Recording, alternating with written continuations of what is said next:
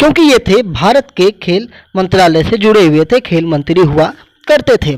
लेकिन इनको इस्तीफा देना पड़ा, और किन कारणों से देना पड़ा आज फिर से ये चर्चा का विषय बन चुके हैं, क्योंकि इनके ऊपर कुश्ती के खिलाड़ियों यानी कि रेसलरों ने इनके ऊपर यौन शोषण का आरोप लगाया है। यौन शोषण यानी कि सेक्सुअल हैरेसमेंट।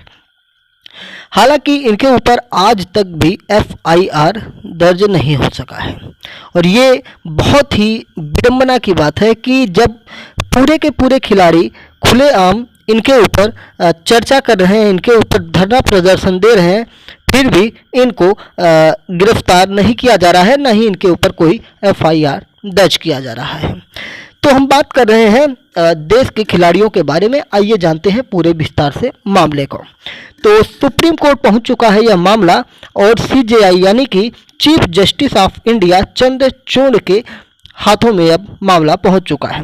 बताया जाता है कि ब्रिजभूषण शरण सिंह जो थे, ये 18 प्लस यानी कि 18 प्लस वाली जो रेसलर थी उनके साथ भी इन्होंने यौन शोषण अपराध किए, और 18 माइनस यानी कि 18 वर्ष से कम की जो रेसलर थी उनके साथ भी इन्होंने सेक्सुअल हैरेसमेंट यानी कि आपत्तिजनक चीज़ें की।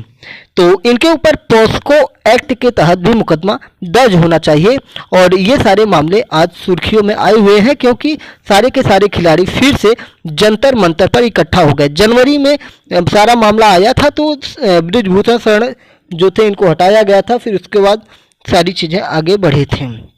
और एक बात बता दें कि 5 सदस्यीय टीमों का गठन किया गया था, जिसमें अनुराग ठाकुर के द्वारा किया गया था। अनुराग ठाकुर जो है केंद्रीय मंत्री हैं भारत सरकार के, तो उनके द्वारा 5 सदस्यीय टीम का गठन किया गया था, जिस टीम का हिस्सा MC मैरी कॉम को भी रखा गया था, जो भारत की सुप्रसिद्ध रेसलर भी रह चुकी हैं।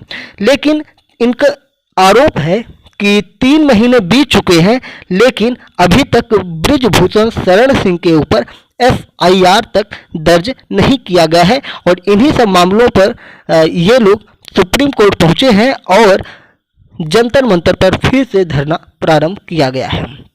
ये सारी चीज़ें निकल के आ रही हैं, और बताया जा रहा है कि देश के बड़े बड़े खिलाड़ी, स्वर्ण पदक विजेता, भारत का सम्मान बढ़ाने वाले सारे के सारे खिलाड़ी आजकल जंतर मंतर पर जमीन पर यानी कि फुटपाथ पर सोते हुए नज़र दिखाई पड़ रहे हैं।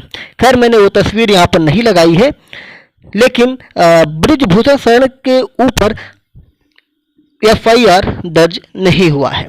बात करें हमारे देश के संविधान की, हमारे देश के कानून की, तो कानून हमारा कहता है कि अगर कोई महिला किसी भी व्यक्ति के ऊपर सेक्सुअल हैरेसमेंट की केस या आरोप लगाती है, तो प्रथम दृष्टया उस व्यक्ति के ऊपर FIR दर्ज की जाती है, या प्राथमिकी वहाँ पे दर्ज की जाती है। लेकिन इस मामले में ऐसा अभी तक नहीं हुआ है, और कहीं ना कहीं ये खिलाड़ियों के हितों की रक्षा से जुड़ा हुआ मामला है, और ये चीज़ें जो है भारत सरकार के लिए काफ़ी नुकसानदायक हो सकती है।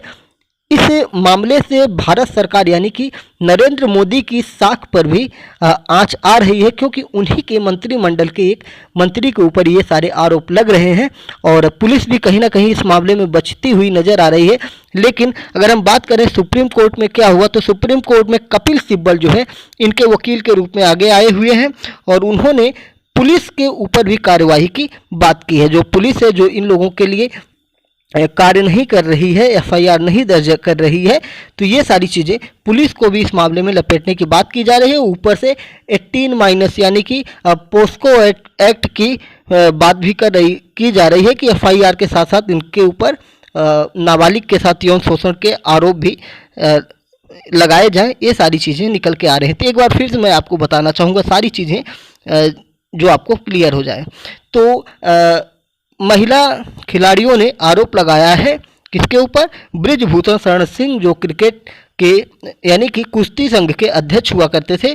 और आरोप लगने के बाद काफ़ी विवाद जब हुआ और खिलाड़ियों ने, रेसलरों ने, कुश्ती के खिलाड़ियों ने पहलवानों ने जंतर मंतर पर धरना देना प्रारंभ किया तो उसके बाद बृजभूषण शरण सिंह को इस्तीफा देना पड़ा और अनुराग ठाकुर के द्वारा 5 सदस्यीय टीम का गठन किया जाता है, जिसमें 5 मेंबर होते हैं और उन एक मेंबर में से एक मेंबर मैरी कॉम, जो MC मैरी कॉम थी, उनको भी रखा गया था। लेकिन 3 महीने बीत जाने के बाद किसी भी प्रकार का जवाब इस कमेटी के द्वारा प्राप्त नहीं हो सका, न ही किसी प्रकार से संतोषजनक आश्वासन ही प्राप्त हो सका, जिसको लेकर कुश्ती खिलाड़ियों ने, रेसलरों ने फिर से पुनः जंतर मंतर पर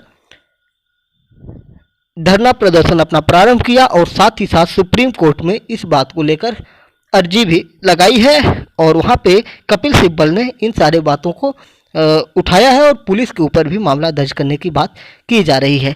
तो देखते हैं आगे क्या होता है। खैर, अगर आरोप लगाया जा रहा है तो उसकी निष्पक्ष जांच होनी चाहिए और दूध का दूध पानी का पानी हो जाना चाहिए।